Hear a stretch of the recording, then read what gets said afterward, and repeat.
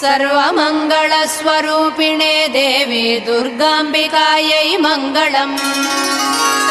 मङ्गलम् कनकाम्बरधरे मङ्गलम् विजयाचलवासिने।